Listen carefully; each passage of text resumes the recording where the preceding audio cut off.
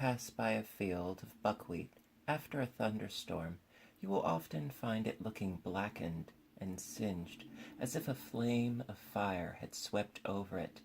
Peasants say, "The lightning has caused this." But why did the lightning blacken the buckwheat?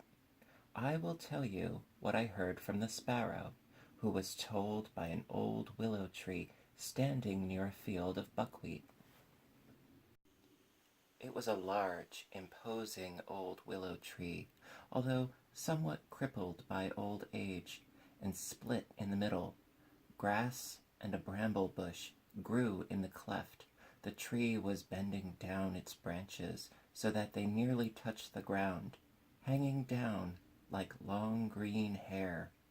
On all the neighboring fields grew corn, not only rye and barley, but also oats, splendid oats indeed, which look, when they are ripe, like many little yellow canary birds on a branch.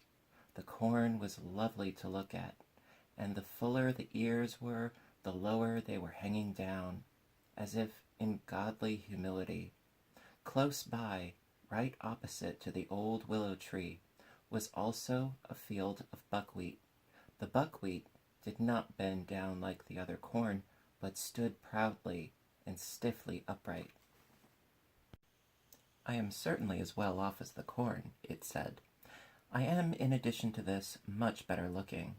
My flowers are as beautiful as the blossoms of the apple tree. It must be a pleasure to look at me and my companions. Do you know anything more magnificent than we are, old willow tree?" The willow tree nodded its head, as if it wished to say, "Yes, certainly, I do." The buckwheat spread, full of pride, its leaves, and said, "This stupid old tree, it is so old that grass is growing out of its trunk." Soon a heavy thunderstorm arose. All the flowers in the field folded their leaves or bowed their little heads down while the storm passed over them, but the buckwheat remained proudly standing upright. "Bend your head as we do," said the flowers. "Why should I?" asked the buckwheat.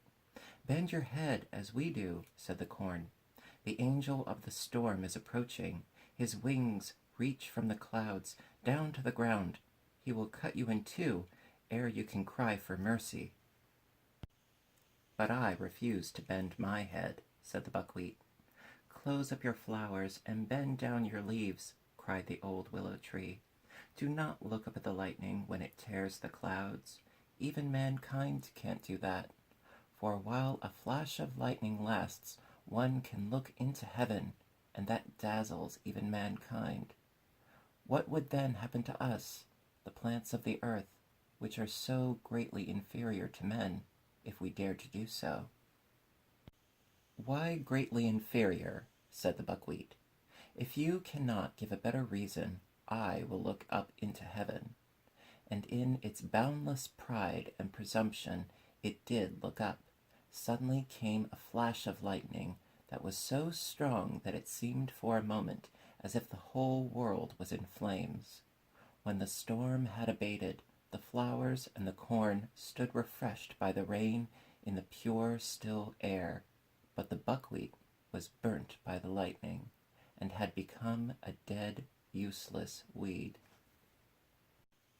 The wind moved the branches of the old willow tree, so that large drops of water fell down from its green leaves, as if the tree was weeping, and the sparrows asked it, "Why do you cry?